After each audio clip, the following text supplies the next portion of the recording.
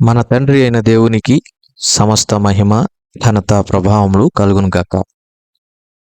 మన ప్రభువును రక్షకుడునైన యేసుక్రీస్తు వారి అతి పరిశుద్ధమైన నామంలో ప్రియమైన దేవుని బిడ్డలందరికీ హృదయపూర్వకమైన ప్రేమ వందనములు తెలియజేసుకుంటున్నాను. ఆదికాండము 6వ అధ్యాయం మొదటి వచనం నుండి 8వ వచనం వరకున్న వాక్య భాగాన్ని మనం ధ్యానం చేద్దాం. మొదటి 2 వచనములను చదువుకుందాం. నరులు భూమి మీద విస్తరింపనారంభించిన తరువాత కుమార్తెలు వారికి పుట్టినప్పుడు దేవుని కుమారులు నరుల కుమార్తెలు చక్కని వారని చూచి వారందరిలో తమకు మనస్సు వచ్చిన స్త్రీలను వివాహము చేసుకొనిరి. దేవుడు ఈ కొద్ది మాటలను మన కొరకు దీవించునుగాక. ప్రభునందు ప్రియమైన సహోదర సహోదరులారా, చదవబడిన ఈ వాక్య భాగాన్ని మనము గమనించినప్పుడు నరులకు కుమార్తెలు పుట్టినప్పుడు దేవుని కుమారులు వారు చక్కని వారిని చూచి వారిని వివాహం చేసుకున్నారు అనే విషయాన్ని మనం చూస్తున్నాం. మొదటి వచనం నుండి 8వ వచనం వరకున్న వాక్య భాగంలో కొన్ని అంశములు ఉన్నాయి. అవేంటంటే ఒక్కొక్కటిగా మనం చూస్తూ వెళితే, మొదటిగా నరుల కుమార్తెలు చక్కని వారని దేవుని కుమారులు చూచుట అనే మాటను మనం చూస్తున్నాం. ఆ తర్వాత రెండవది, దేవుడు నరులను చేసినందుకు సంతాపం పొందినట్లుగా మనం చూస్తున్నాం. అయితే మూడవదిగా దేవుని దృష్టికి కృప పొందిన ఒక వ్యక్తి ఉన్నాడు అనే విషయాన్ని కూడా మనం చూడగలం. ఈ 3 విషయాలను ఈ సమయంలో మనం ధ్యానం చేద్దాం. మొదటిగా, దేవుని కుమారులు నరుల కుమార్తెలు చక్కని వారిని చూచుట. ఈ చక్కనిది, చూపునకు రమ్యమైనది అనేటటువంటి మాట మనం మొదటిగా ఆదికాండం 3వ అధ్యాయంలో చూస్తాం. చూపునకు రమ్యమైనదైనటువంటి మంచి చెడ్డల తెలివినిచ్చు వృక్ష ఫలాలను ఆదాము హవ్వలు తిని పాపంలో పడిపోయారు. అది ఎంతో నష్టాన్ని కలిగించింది. అలాగైతే ఆదికాండము 6వ అధ్యాయంలో ఇక్కడ కూడా ఒక పొరపాటు జరుగుతున్నట్లుగా మనం చూస్తున్నాం. ఏంటది? దేవుని కుమారులు నరుల కుమార్తెలు చక్కని వారిని చూచుట. అందము మోసకరము, సౌందర్యము వ్యర్థమని సామెతల గ్రంథం 31వ అధ్యాయం 30వ వచనంలో మనం చూస్తాం. వివాహమును దేవుడు అన్ని విషయాల్లో ఘనమైనదిగా ఎంచాడు. హెబ్రీ 13:4లో ఆ మాటను మనం చూస్తాం. దేవుడు భూమి మీద ఏర్పాటు చేసిన మొట్టమొదటి వ్యవస్థ వివాహ వ్యవస్థ. ఈ వివాహ విషయంలో దేవుని చిత్తమును అనుసరించడం ఎంతైనా వాక్యానుసారం, ఎంతైనా మేలుకరం. దేవుని చిత్తమును అనుసరించక స్వచిత్తమును అనుసరిస్తే కలిగే నష్టాలు ఇలాగే ఉంటాయి. దేవుని కుమారులు నరుల కుమార్తెలు చక్కని వారని చూచారు. ఇక్కడ బాహ్య సంబంధమైనటువంటి సౌందర్యానికి దేవుని కుమారులు ఆకర్షించబడినట్లుగా చూస్తున్నాం. దేవుని వాక్యం చాలా స్పష్టంగా చెప్పేది ఏంటంటే, బాహ్య సంబంధమైనటువంటి సౌందర్యము కంటే అంతః సౌందర్యము మనకి ముఖ్యం. పేతురు రాసినటువంటి మొదటి పత్రిక 3వ అధ్యాయంలో కూడా ఆ మాటలను మనం చూడగలం. ఒకసారి చదువుతాను చూడండి. పేతురు రాసిన మొదటి పత్రిక 3వ అధ్యాయం 4వ వచనం. సాధువైనట్టియు మృదువైనట్టియునైన గుణమును అక్షయాలంకారము గల మీ హృదయపు అంతరంగ స్వభావము మీకు అలంకారముగా ఉండవలెను. అది దేవుని దృష్టికి మిగుల విలువ గలది. ఇక్కడ బాహ్య సంబంధమైనటువంటి సౌందర్యానికి చాలామంది ప్రాముఖ్యతను, ప్రాధాన్యతను ఇస్తూ ఉంటారు. ముఖ్యంగా ఈ తరంలో మనం చూస్తే వివాహ సమయంలో ఎక్కువగా కోరుకునేవి ఈ లోక సంబంధమైనవి, భౌతిక సంబంధమైనవే అధికముగా ఉంటున్నాయి కదండి. ఆస్తిపాస్తులు కావచ్చు, అంద సౌందర్యములు కావచ్చు, ఉద్యోగం కావచ్చు, దాని తాలూకా ప్యాకేజీ లేకపోతే జీతం కావచ్చు, ఇవన్నీ చూస్తున్నాం. ఎందుకు అనంటే ఆడపిల్లనిచ్చే దగ్గర సెక్యూరిటీ అని ఆడపిల్ల తరపు వారు అంటారు. మగపిల్లాడి విషయానికి వస్తే మనకున్నది మొత్తం వాళ్ళకే ఎందుకు పెట్టాలి, కాబట్టి ఆడపిల్లకు మనకున్నంత వరకు ఎంతలో ఉంది అనేటటువంటి విషయాలను చూస్తూ ఉంటారు. ఇరువైపులా ఇలా చూసుకుంటూ దేవునికి ప్రాధాన్యతనిచ్చే విషయంలో వెనకబడిపోతున్నారు. అందుకనే దేవుడు చాలా స్పష్టంగా చెప్తున్న మాట ఏంటంటే 6వ అధ్యాయం 3వ వచనం ఆదికాండము, నా ఆత్మ నరులతో ఎల్లప్పుడూ వాదించదు, వారు తమ అక్రమ విషయములో నరమాత్రులై ఉన్నారు. అక్రమము ఏది క్రమము కాదంటే దేవునికి ప్రాధాన్యతనివ్వకుండా మన చూపునకు రమ్యమైనవి, మన దేహమునకు సుఖాన్ని కలిగించేవి, మనకు సౌకర్యవంతమైనటువంటి వాటికి ప్రాధాన్యతనివ్వడం అనేది వాక్యానుసారం కాదండి. దేవునిని ముందుంచాలి, దేవునికి తొలి స్థానం ఇవ్వాలి, దేవునికి ప్రథమ స్థానం ఇవ్వాలి. అది ఏదైనా సరే. వివాహ విషయం అయితే మరి దేవుడు దాన్ని ఘనమైనదిగా ఎంచాడు. దేవుని కుమారులు దాని యొక్క ఘనత నెరిగి దానిని ఘనపరచలేదు. ఆ వివాహము ఘనమైనదిగా వారు ఎంచలేదు, దేవునిని ఘనుడిగా వారు ఎంచలేదు. కాబట్టి దేవుడు నరులను చేసినందుకు ఆయన హృదయంలో సంతాపం పొందినట్లుగా మనం చూస్తున్నాం.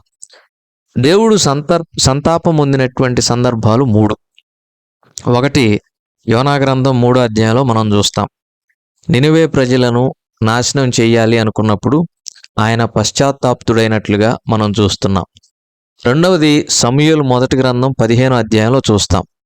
సౌలును ఇశ్రాయేలీలకు రాజుగా చేసిన విషయాన్ని బట్టి ఆయన హృదయంలో పశ్చాత్తాపం పొందినట్లుగా సంతాపపడినట్లుగా మనం చూస్తున్నాం. చూడండి, ప్రభునందు ప్రియమైన వారలారా, ప్రతి తండ్రికి తన పిల్లల పట్ల కొన్ని కోరికలు, కొన్ని ఉద్దేశములు ఉంటాయి. అయితే తల్లిదండ్రులకు కలిగినటువంటి అభిప్రాయాలను పిల్లల మీద బలవంతంగా రుద్దడం కాదు, కానీ నా కుమారుడు లేక నా కుమార్తె ఇలా ఉంటే బాగుండు, ఇలా పెరిగితే బాగుండు, నేను చేసినటువంటి తప్పులు చేయకుండా ఉంటే బాగుండు, నాకంటే ఇంకొంచెం మంచి జీవితమును జీవన శైలిని పొందుకుంటే బాగుండు అని చెప్పి తల్లిదండ్రులు వారి యొక్క అనుభవాల నుంచి నేర్చుకున్న పాఠాలను పిల్లలకు నేర్పిస్తూ ఉంటారు. ఈ నేర్పించే క్రమంలో కొంతమంది బలవంతంగా రుద్దే ప్రయత్నం చేస్తారు.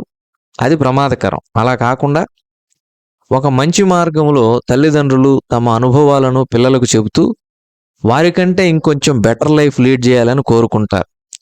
మరి దేవుడు తన పిల్లలైనటువంటి మన విషయంలో ఎలాంటి ఉన్నతమైన ప్రణాళికలు కలిగి ఉంటారో ఆలోచన చేయండి.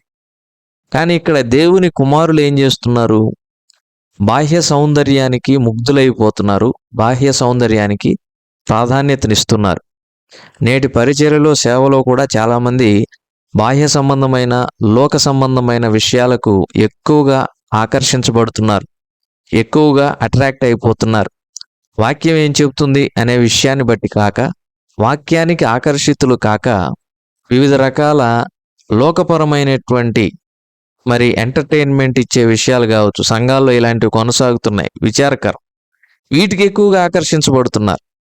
చూపునకు రమ్యమైనటువంటి పండ్లను తినుట వలన ఎంత ప్రమాదం కలిగిందో, చూడటానికి చక్కని వారని చెప్పి దేవుని కుమారులు నరుల కుమార్తెలను వివాహం చేసుకున్నట ద్వారా దేవుడు కూడా హృదయంలో ఎంతో నొచ్చుకున్నారు. ఆయన కూడా హృదయంలో ఎంతో సంతాపం పొందారు. ఆయన ఒక పని చేసినా, నిర్ణయం తీసుకున్నా అందులో ఎలాంటి చెడు ఉండదు, కీడు ఉండదు, నష్టం అంతకంటే ఉండదు. కానీ ఇక్కడ దేవుని కుమారులు చేసిన పొరపాటు, వారు బాహ్య సౌందర్యానికి ఎక్కువ ఆకర్షితులయ్యారు. కాబట్టి దేవుడు అసలు వీళ్ళని నేను ఎందుకు సృష్టించానా అని చెప్పి హృదయంలో సంతాపం పొందారు. సంతాపం పొంది భూమి మీద నరులతో పాటు ఏ జంతువును, పురుగును లేకుండా నేను సంపూర్ణంగా నాశనం చేస్తాను, తుడిచివేస్తానని దేవుడు ఒక నిర్ణయాన్ని తీసుకున్నారు. ఈ క్రమంలో ఒక మాటను మనం జ్ఞాపకం పెట్టుకోవాలి. అదేంటంటే, దేవుడు అన్యాయం చేయుటకు పక్షపాతి కాదు. రెండవది, తన నామమును బట్టి చూపిన ప్రేమను మరుచుటకు అన్యాయస్తుడు కాదని దేవుని యొక్క వాక్యము స్పష్టంగా రోమాపత్రికలోను, హెబ్రీ పత్రికలోను సెలవిస్తుంది. ఈ క్రమంలో ప్రభునందు ప్రియమైన వారలారా, న్యాయాధిపతి అయిన దేవుడు దుష్టులతో పాటు నీతిమంతులు కూడా నశించిపోవటాన్ని ఎంతమాత్రం కూడా ఆయన సమ్మతించడు, ఒప్పుకోడు.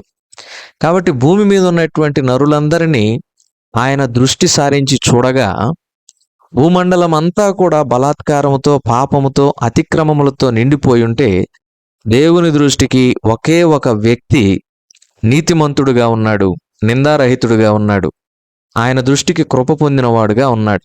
ఆయనే నోవహు. ప్రభునందు ప్రియమైన వారలారా, నిన్నటి దినాన నోవహు అంటే నెమ్మది అనేటటువంటి మాటను మనం ధ్యానం చేశాం. నెమ్మది దేవుని వాక్యం వలన మరియు ప్రార్థన వలన, ఆయన యొద్ద నేర్చుకొనటం వలన మనకి లభిస్తుందనే విషయాన్ని చూచాం. అయితే ఈరోజు ఆ నోవహు దేవుని దృష్టికి కృప పొందినవాడు అనే విషయాన్ని కూడా మనం చూస్తున్నాం.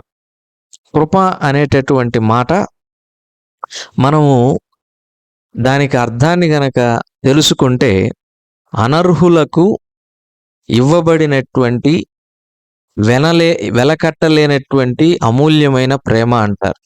దీన్ని ఇంగ్లీష్లో ఇంకా షార్ట్గా చెప్పొచ్చు. That is called, grace is called unmeritable love. అంటే అనర్హులకు ఇయ్యబడినటువంటి లేక అనర్హుల మీద చూపబడినటువంటి ప్రేమను కృప అని అంటారు. అర్హత ఉన్నవాళ్ళకి కాదు సుమా. ఇప్పుడు కుమారుడు తప్పు చేశాడు అనుకోండి, తండ్రి జాలిపడి ఆ తప్పును క్షమించి దగ్గరికి తీసుకుంటే కుమారుడు కాబట్టి తండ్రి ఆ విధంగా చేశాడు అనుకోవచ్చు. కానీ ఏ విధమైనటువంటి అర్హత లేనటువంటి ఒక వ్యక్తి పాపములో కూరుకొని పోయి ఉంటే ఆ వ్యక్తి పైన చూపబడిన అపారమైన ప్రేమనే కృప అని అంటారు.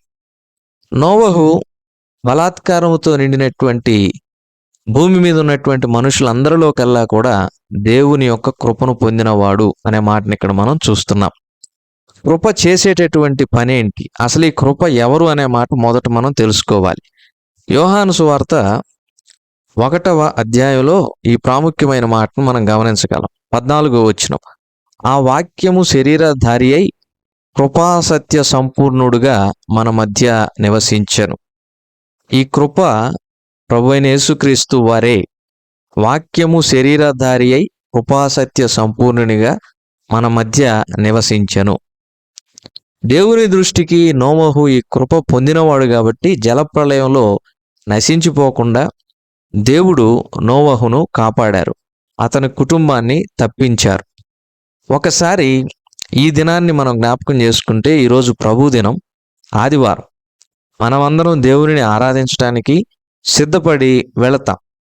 మరి దేవుని సన్నిధానంలో ఆరాధించడానికి వెళ్ళే మనమందరం కూడా ఒక్క విషయాన్ని జ్ఞాపకం చేసుకోవాలి. భూమి మీద ఉన్నటువంటి 750 కోట్ల మంది పైచిలుకు మనుషులను మనం జ్ఞాపకం చేసుకుంటే వాళ్ళల్లో చాలామందికి, కోట్లాది మందికి లేనటువంటి కృప దేవుడు మనకు అనుగ్రహించాడు. ఆ కృప వలన మనం రక్షించబడ్డాం.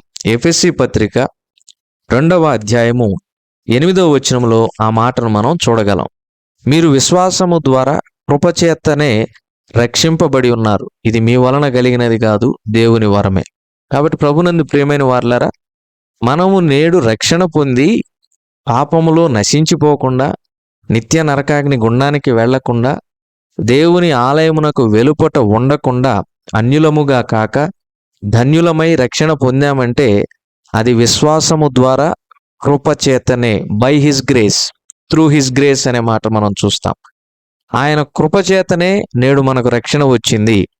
కాబట్టి ప్రభుదినం ఆదివారం లోక ఆచారములతోనో లోకపరమైన క్రియలతోనో మనం కొట్టుకొని పోకుండా, లోకముతో సహవాసం చేయకుండా ఆయన ఆరాధించే భాగ్యమును పొందుకున్నాం. ఈ కృపకు ఆ దినాలలో నోవహు అర్హుడైతే నేడు అనర్హులమైన మనందరి ఎడల ప్రభువు చూపిన కృపయైన యేసుక్రీస్తు ప్రభువారు చూపిన అమూల్యమైన కృపను బట్టి రక్షణ పొంది ఉన్నాం. అప్పుడు నోవహు జలప్రళయం నుండి తప్పించబడితే నేడు మనం నిత్య నరకాగ్ని బాధల నుండి తప్పించబడ్డాం, రక్షించబడ్డాం. కాబట్టి మనం ఏం చేయాలి? హృదయపూర్వకంగా దేవుని ఆరాధించాలి. కాబట్టి ప్రభునందు ప్రియమైన వారలారా, ఈరోజు ప్రభు దినం, మందిరమునకు ఆలస్యముగా వెళ్ళొద్దు. నాడు నోవహును దేవుడు ఎలాగైతే జలప్రళయం నుండి రక్షించాడో మనల్ని కూడా భయంకరమైన పాప కోపము నుండి ప్రభు రక్షించాడు, పాపముల నుండి విమోచించాడు. ఇందును బట్టి మన ప్రభువుని హృదయపూర్వకంగా మనం ఆరాధిద్దాం. నరులను చేసినందుకు ఆయన పశ్చాత్తాపడ్డాడు, కానీ నీతిమంతులను వెతకగా నోవహు కనిపించాడు. నోవహుకు ఆయన కృపను సమృద్ధిగా ఇచ్చాడు. మనం ఇంకనూ పాపులమై ఉండగా యుక్తకాలమును ప్రభు మన కొరకై మరణించి తన కృప చేత మనలను రక్షించాడు. ఇందుకొరకు మనం ప్రభుని హృదయపూర్వకంగా ఆరాధిద్దాం. దేవుడి కొద్ది మాటలు మన కొరకు దీవించునుగాక. ప్రార్థన చేసుకుందాం. కృపగల మా తండ్రి, మీరు ఇచ్చిన తలంపులకై స్తోత్రాలు. ఈ దినమును మిమ్మల్ని ఆరాధించుటకు మేము సిద్ధపడి వెళుచుండగా మీ ఆత్మ నడిపింపును సహాయమును మాకు అనుగ్రహించమని మా రక్షకుడైన యేసుక్రీస్తు వారి పరిశుద్ధమైన నామములో ప్రార్థించి అడిగి వేడుకొంచున్నాము తండ్రి. ఆమేన్.